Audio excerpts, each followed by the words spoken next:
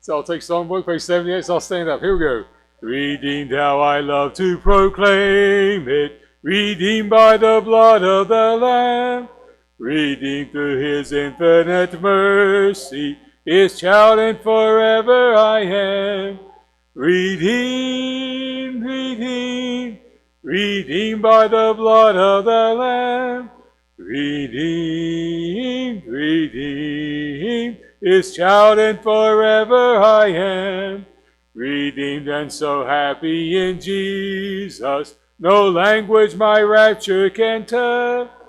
I know that the light of his presence with me doth continually dwell. Redeemed, redeemed, redeemed by the blood of the Lamb. Redeemed, redeemed, his child and forever I am.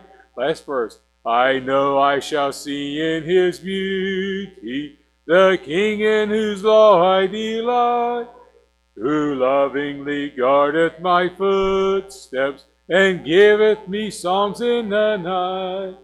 Redeemed, redeemed, redeemed by the blood of the Lamb. Redeemed, redeemed, his child and forever I am. Thank you. Have a seat.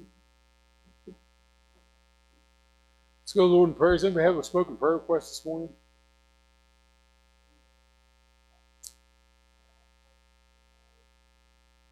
Okay. Okay. Keep building your prayers. Yes. Joseph.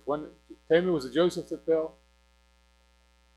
Joseph fell and got hurt pretty bad. Robin Traver's youngest one. And so he's just pray for his quick recovery. And it's not in the hospital thing, just a 2-year-old falling off something. So yeah, if anyone's ever had that happen before, so he's kind of bruised up. So they may not be here today because of that. So okay, anybody else with a prayer request?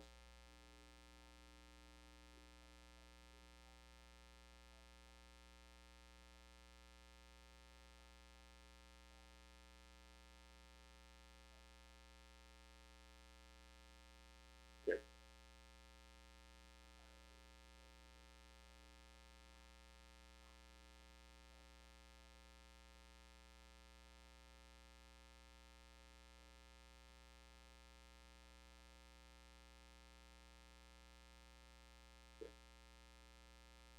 Okay, probably everyone knows. Maybe got the prayer request on Friday night about Braxton having seizures. He's had, he's had those mild seizures off and on for years, but he had some bad seizure on Friday, and then another one while he's at the hospital, and they flew him to Pittsburgh, and they're supposed to come home yesterday from Pittsburgh, I think, with increased medications. So keep Braxton in your prayers too. Keep Bruce in your prayers. Fighting cancer.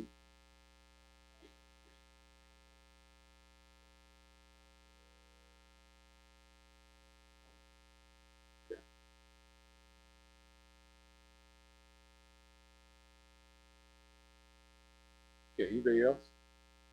A lot of people traveling this weekend. Pray for safety those that are traveling, and relaxation for those who are on vacation. Yeah, school's out, everyone's going, so it's got to get. People need that break. I'm glad to get the break. Okay. Anybody else? Any unspoken request? Something to pray about? Okay, let's go to the Lord and pray. Heavenly Father, thank you for the opportunity to be in your house. Lord, we love you. We thank you for what you've done for us and all your blessings in our lives. Lord, I pray your blessing our Sunday school hour, and I pray your blessing each one of these requests, physical needs and spiritual needs, that lost family and friends we'd like to see them saved. And I pray that you work through us today, work through each of our teachers and in all of our classes today. Thank you for your blessings. Thank you, Jesus, for dying for us. Please use us today. In Jesus' name we ask. Amen. All right, you'll be dismissed to Sunday school.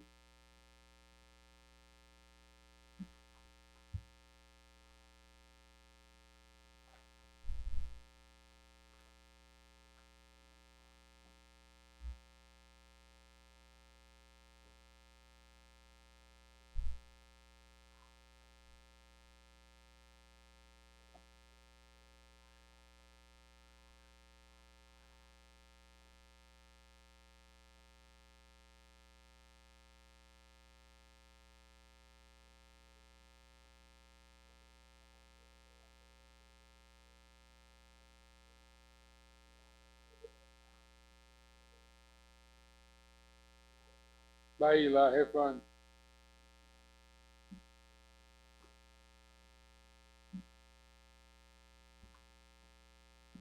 Open Bible Studies to John chapter 11. John chapter 11.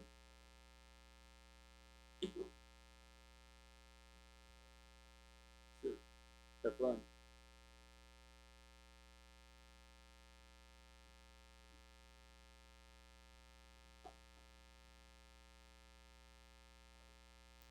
The story, we'll read most of the chapter, a lot of the chapter this morning on raising Lazarus from the dead. But as we read it, I think about this with Memorial Day. You know, Memorial Day was originally established to honor those who've fallen in battle, defending our country. And there's different reasons.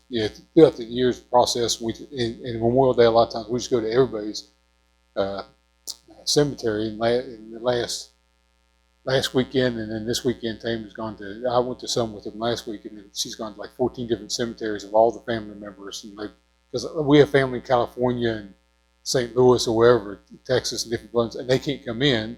So Tammy goes to their parents' cemeteries and cleans up the gravesite, like those the brass, the brass tombstone things. She cleans them up with Armor All and something like that, or the WD-40, something sprays off and makes them shiny again, looks brand new. Takes pictures of it, sends it to the family that can't come in. So she's gone to all these places. So I think about the people that have gone, and I think about people have asked me this over the years. People have asked me this. I remember having a big discussion of this 20 years ago with somebody in our church. Can they see us? Okay, your family members in heaven. Tammy and I got 2 kids in heaven. My parents are in heaven. Her mom's in heaven. Can they see us? They know what's going on. Do they know? Okay. I think we'll answer that question from my favorite place to look in this is John chapter 11. Okay, so we'll read through this with this raising Lazarus. Okay, look down verse 1. A certain man was sick named Lazarus of Bethany, the town of Mary and her sister Martha. It was that Mary which anointed the Lord with ointment, wiped his feet with her hair, whose brother Lazarus was sick.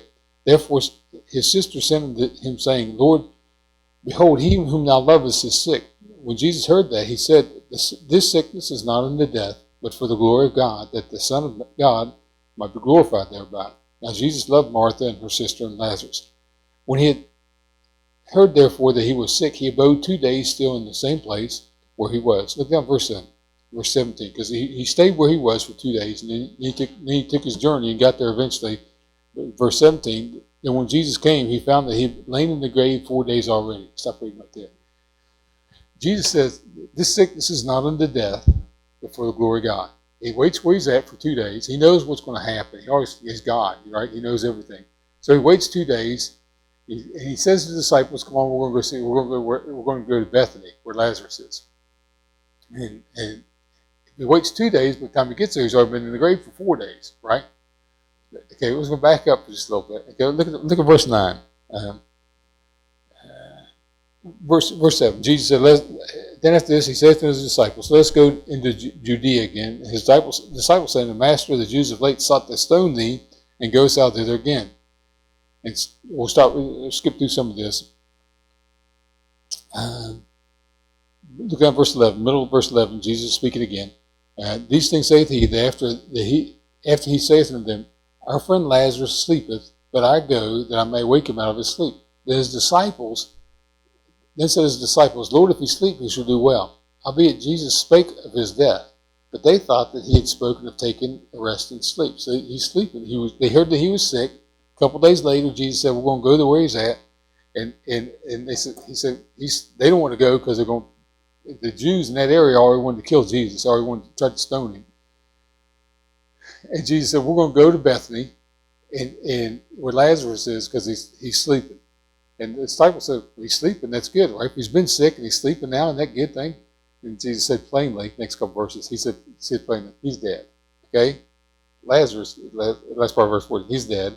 And I'm glad for your sakes that I was not there, to the intent you may believe, nevertheless let us go unto him. Then said Thomas, which was called Didymus, unto his fellow disciples, let us also go, that we may die with him. Stop reading right there. I think this is fun. Okay? I don't know why Thomas is saying, let's go die too, okay? And it may be, Jesus gets a message. Let's go to Bethany, okay, because Lazarus is sick. He waits 2 days. It's going to be 4 days. He's going to be there in the grave 4 days before he gets there. Then Jesus said, then he tells them, we're going to go to where Lazarus is. And they said, he's sleeping. Well, that's good that he's sleeping. No, he's dead. We're going to go. Okay, Thomas said, let's all go there and die. Okay, let's go die with him. Because one of two things is going to happen. He's in Thomas's mind. This is doubting Thomas, right? He's the one who didn't believe Jesus was rose from the grave when first. None of the disciples believed it first. Either he thinks Lazarus died of some disease and we're all going to get it when we get there because he's a healthy young man and he just died. So let's go get what he got and he died. Or we're going to go there and we're going to die too. Y'all see who Thomas is reading this? Okay, I don't know if you read it the way I read it, but this is the way Thomas is like, good. Let's all go die. Okay, doubting Thomas, right? Eeyore. Here we go. Okay. Lazarus is still alive. But wait a minute, he's dead. Matter of fact, his sister says he's dead. When Jesus gets there, when Mary and Martha, Lazarus' sisters, find out that Jesus has come to town, all right, then Martha gets up and runs to where Jesus is at, coming out of town. It's only just a couple miles out of Jerusalem. Let's read this, okay? You may get questions to ask, okay, as we go through this. Look at verse 19. And many of the Jews came to Martha and Mary to comfort them concerning their brother. I mean, 4 days later, they're still there. And then Martha, as soon as she heard that Jesus was coming, went and met him. But Mary sat still in the house. Then said Martha unto Jesus, Lord, if thou hadst been here, my brother had not died. But I know that even now, whatsoever thou would ask of God, God will give it thee. And Jesus said to him, thy brother shall rise again. Martha saith unto him, I know that he shall rise again in the resurrection at the last day. Stop reading right there. So Martha comes running out, and she says, if you'd been here, you wouldn't have died. She's got a lot of faith, right? No matter what happens, if Jesus had been there, right? No matter what happens, just like Mary saying to Mary, Jesus' mother, saying to the people at the wedding, people talked about this last week, whatever he saith unto you, do it. No matter, it's going to work out. Just whatever he says to you, just do what he says, okay? And Martha comes running out. If you'd been here, he wouldn't have died. But even now, she still has hope for something, right? I don't think she's expecting him to rise up out. She's not expecting Jesus to raise Lazarus from the grave. But she said, if thou had been here, my brother had not died. But I know that even now, whatsoever thou would ask of God, God will give it thee. What is she asking God, Jesus, to raise him from the grave? I don't even think she knows what she's asking for. Do you think? Does anybody see that she's asking Jesus to raise him from the grave? She's just saying, but no matter what you ask for, he's going to do it. Okay? Okay. Look, verse 25. Jesus said to her, I'm the resurrection and life. Because she said, I know he's going to raise him the last day. Verse 24. Jesus said to her, I'm the resurrection and life. He that believeth in me, though he were dead, yet shall he live. And whosoever liveth and believeth in me shall never die. Believest thou this? Do you really believe that? Let me ask you this. Gary's uncle passed away a couple weeks ago. He was saved. Okay, Tammy's mom passed away 10 days ago. Okay? Do you think they were still alive? Well, John would put their body in the grave. Do you think they're still alive right now? You really believe that? We lost a child in 1984. Dave and Marie buried their son a long time ago, 40 years ago. They're still alive. Are they alive right now? Do you think, are you, huh? Okay. But the body's in the grave, right? But the spirit, so when a Christian dies, what happens? Okay. You know that, I thought about this a lot with Joyce being at the hospice house, and she was only there for 24 hours before she passed. But the lady that helped her, the nurse that helped her, was named Becky. It was a great help to Joyce and a great help to Tammy. Well, John, they didn't help her; she passed. They helped her in her passing. Put it that way. They comforted Joyce. They comforted Tammy in the process. Okay.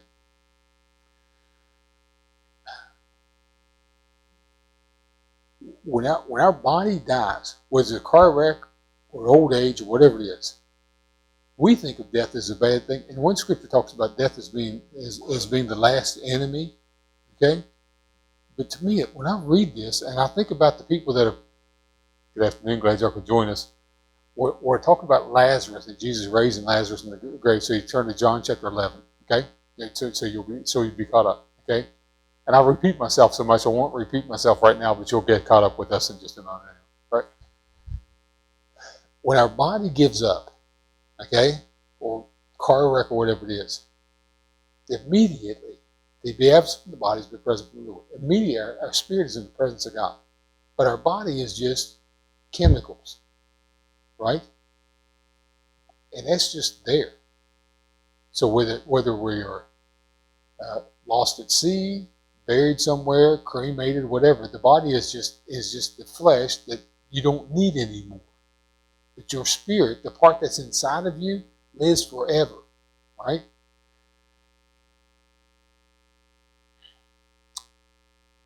As a Christian, we shouldn't fear death.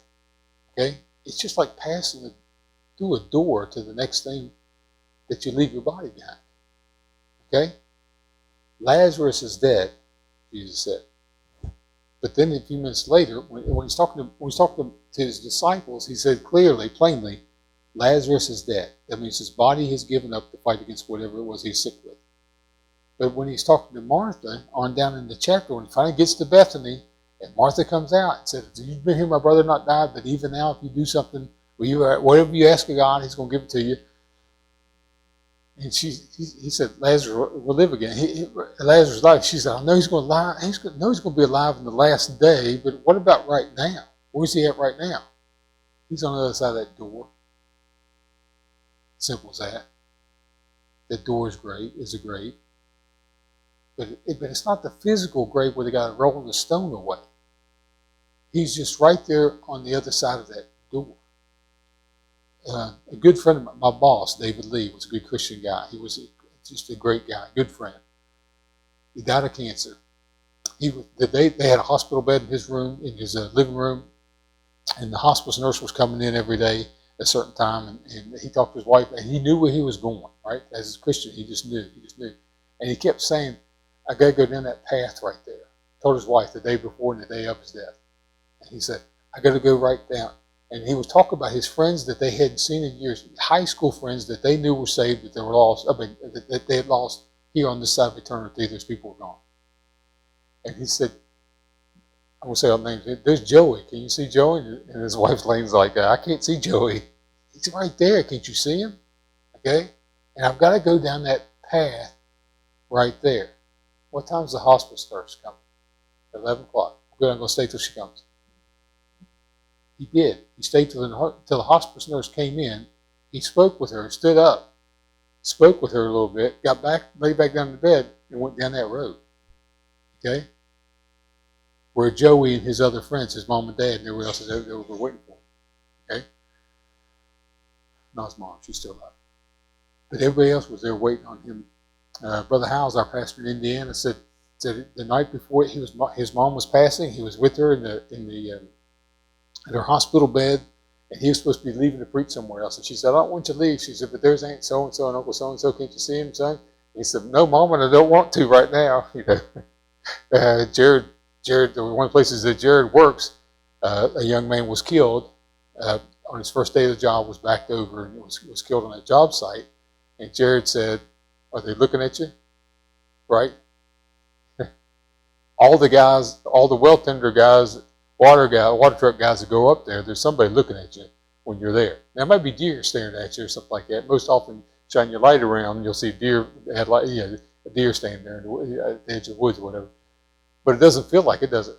Okay? And nobody will turn their light around at that spot to see what's there, and they're looking at them. Okay? Brother John, it's right on the side of that door. Okay? It's right on the other side. And Jesus told Martha, he said, she said, "I know he's going to live again in the last day, in the resurrection. I know we're going to live." Jesus said, "I'm the resurrection." Go read verse 25 again. to me, this is what some of the most comforting words of Scripture. Okay? Let's read 25. Jesus saith unto her, I am the resurrection and the life. He that believeth in me, though he were dead, yet shall he live. And whosoever liveth and believeth in me shall never die. Believest thou this? You believe that? Can you really believe that? The last time I saw my dad, he was in a hospital bed, gripping the side of the rails of the hospital bed because he's in so much pain. Okay? I hate seeing him in that pain. To me, Phil Pfister was not the strongest man in the world. To me, my dad was. Okay? And to see him decay in health and go down to the point where we put him in a wheelchair just to wheel him outside, and he's as gray as the blankets that's holding him, trying to hold his warmth in. And to see that decay gives me comfort to say, I don't know where he's at. He that liveth and believeth in me shall never die. His body is in the grave. But the Spirit, he just crossed through that doorway to the other side. You mean that if Jesus would call back anybody, he could call him back?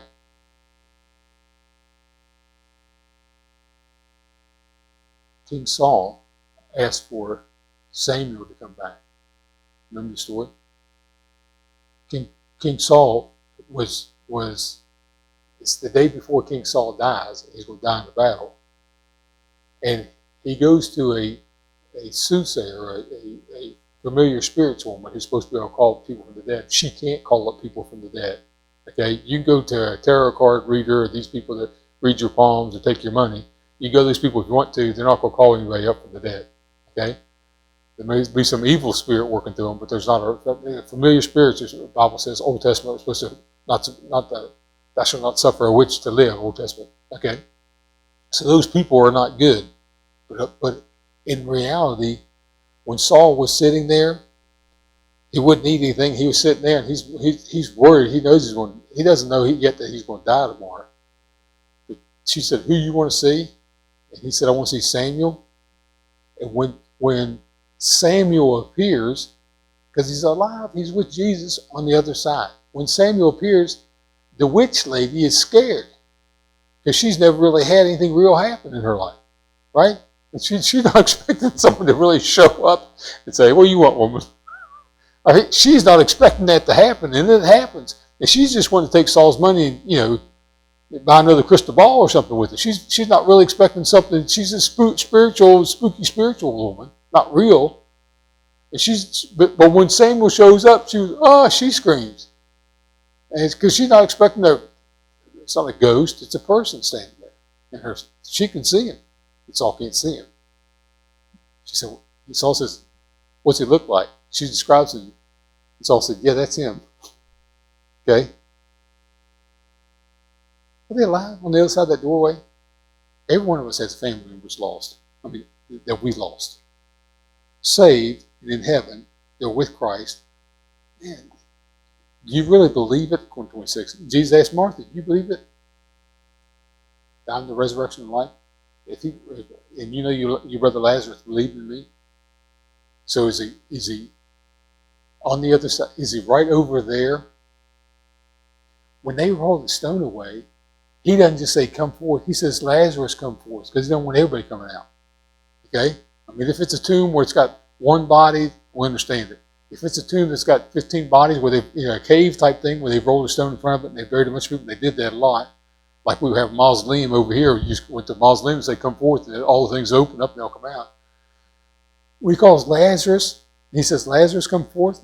He didn't want everybody to come out. He just wants to call Lazarus out. He is God, and he can do that. Okay? You got questions on that? Do you really believe that? How many got family members in heaven you want to see them again? You know you want to see them again. What are they doing? They're singing praises to God, playing tag with the angels. I don't know what they're doing. Okay? But they're on the other side. Okay? If I fell asleep upon my bed and never saw the dawn ahead, I have no fear of where my soul would be. Wake up in my Savior's arms, secure at last from all life's harms.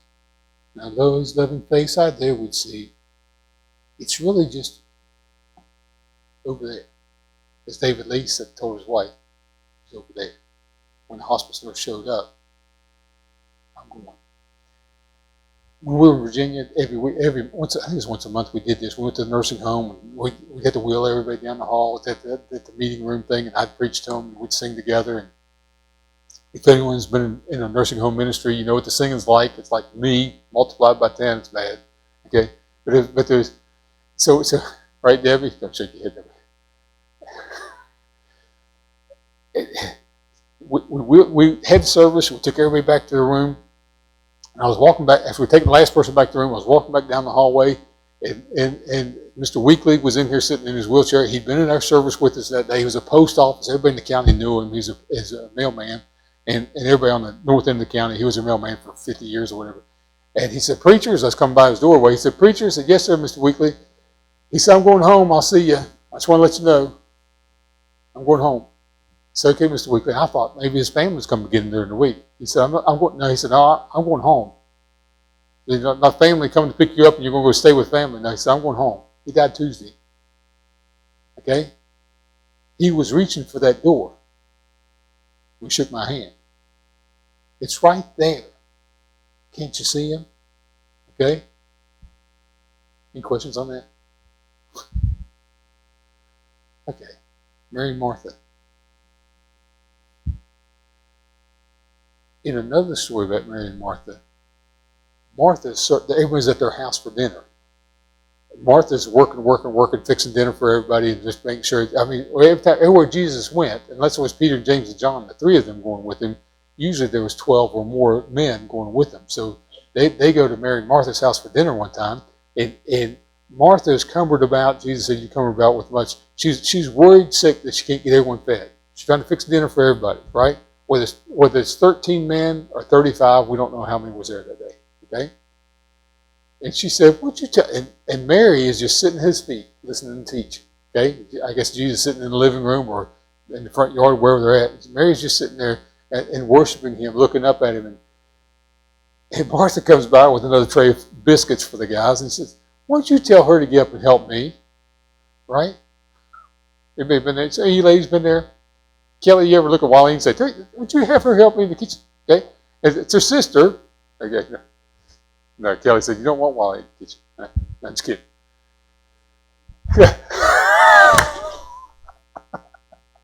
But Martha said, "Have her help me." And Jesus said, "She's chosen the best part. Let her alone." Okay? When Mary went in and anointed Jesus' feet, as we read that verse 2, when she went in and poured an ointment on Jesus and wiped his feet with her hair, and the whole house was filled with this aroma, this great perfume. You think she's the most spiritual, but when you read this story, Mary said, "If you'd been here, my brother had not died." Martha said, "If you'd been here, my brother had not died." But even now, there's a difference in the faith. It's a different kind of faith. Expect him to do something. It may be because Martha was the doer. They said, "You could do something. I don't know what you're going to do, but you need to do something." Just like Mary, Jesus' mother, at the wedding of Cana, turned to the people and she said, "They don't have any wine." And Jesus said, "What's that? What have I to do with thee, woman? That's not my time." She turned to the servants and said, "Whatever he says, if you do it, I'm expecting you to do something. I don't know what you're going to do. May not even be expecting a miracle, but I know that you're going to do something. And whatever he tells you to do it." Okay? Yeah. So what's Martha expect different than Mary expects? I have no idea. Scripture doesn't tell. But she said, "I know whatever you say. Whatever you ask, God's going to do it." Okay? Any questions? So was Lazarus alive the whole time? Jason? Was Lazarus alive the whole time? Yes. Was his body dead? 4 days. Okay? And when he said, "Roll the stone away," his sister said, "But now he's stinking. Don't roll the stone away. Behold, let's not do that." Okay? She's expecting the bad smell to come out, and instead her brother comes out. Okay? Comes walking out, bound, because they wrapped up the bodies. So I imagine coming up like this. And they loose him and let him go. Okay? unwrapping so he can go back. Okay. The Jews hated Jesus so much when Jesus, after this happened, when Jesus was meeting with them again and Lazarus was sitting at the dinner table with them, the Jews wanted Lazarus killed the second time. Right? Because people were believing who Jesus is just because they knew who Lazarus was. And they knew they had gone to his funeral. Okay? 4 days earlier they'd gone to his funeral, and now he's back up walking around. Okay, but are those people really alive all the time? Your spirit's separated from your body. Mount of Transfiguration. Peter, James, and John go up on the mountain with Jesus. And while they're there, Moses and Elijah appeared to them. Peter, James, and John didn't have to say, who are those guys? They knew that it was Moses and Elijah, right? They didn't have to ask. And Peter said, let's build 3 tabernacles, 2 little places. We'll just stay here on the mountain. Okay? Did they have to ask? They had to ask. In another scripture, when Jesus said, I am the God of Abraham, not I was the God of Abraham, told it to the Pharisees, I am the God of Abraham, Isaac, and Jacob. Not that I was their God. I am their God. So they're still alive. You know, throughout the Old Testament, when people saw God in the flesh, Abraham did, Sarah laughed in the tent. Remember that story? When you have a baby, and Sarah kind of was behind him and started laughing. I'm 90 years old, I'm going to have a baby. Okay? And all those people that he showed up to, okay? Somewhere on the other side of that door, Christ is the same, God in the flesh, as he was before the foundation of the world, or when he was, because there's a lamb slain before the foundation of the world. Then he was the same. In Abraham's day is the same. In David's day that he's the same. 2,000 years ago when he was down on the cross, he's the same. But now he's on the other side of that door, and he's always the same, right?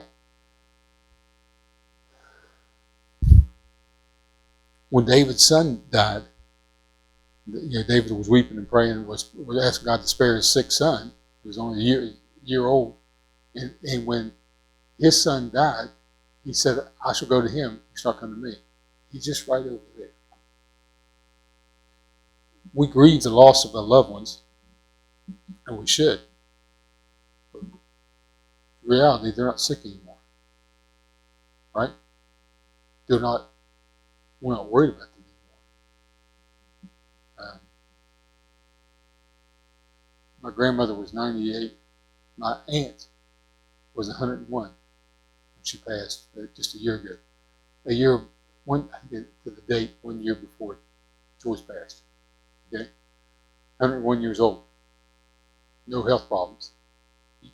We joke about our forgetfulness, right, Mike? Write that down, right? Again, Mike's jokes about forgetfulness. They're all senior jokes, okay? We joke about that. Man, when our family members have dementia, as soon as they cross over, they remember everything. All the good stuff, not bad stuff. No sin in heaven. No tears. All tears will be wiped away, right? So they don't remember being sick.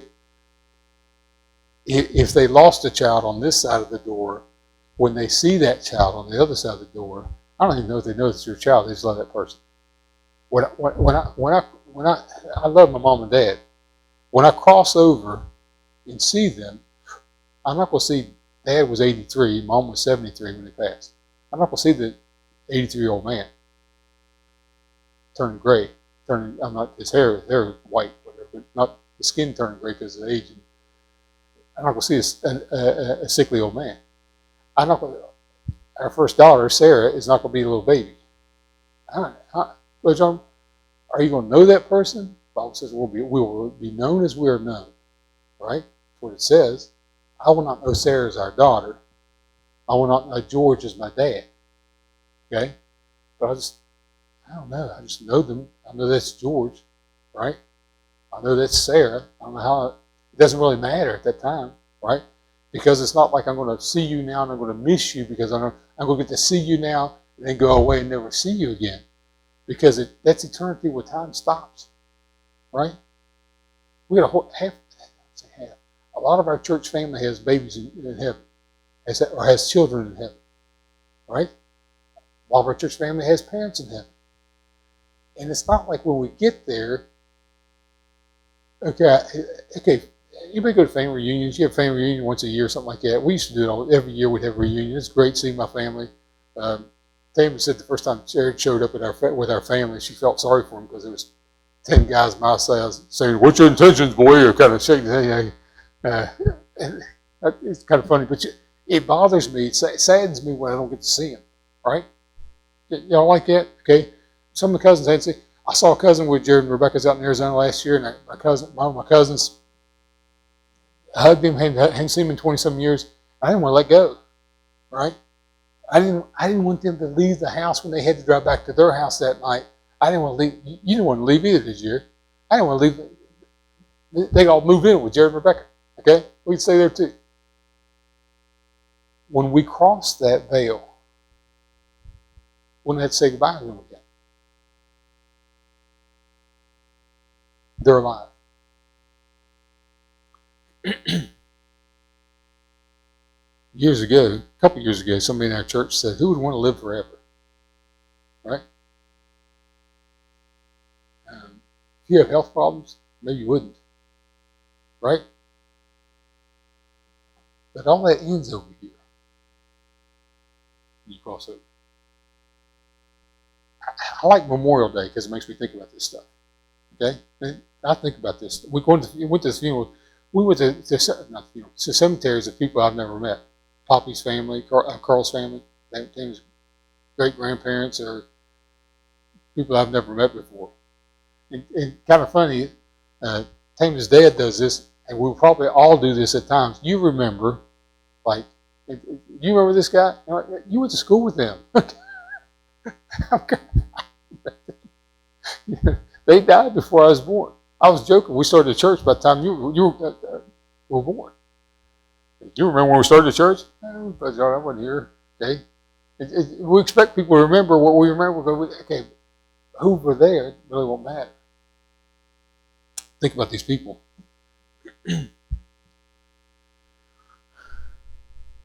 Your spirit will depart from your body. It's not a bad thing. Okay? That doesn't mean you're supposed to take your life. Like that.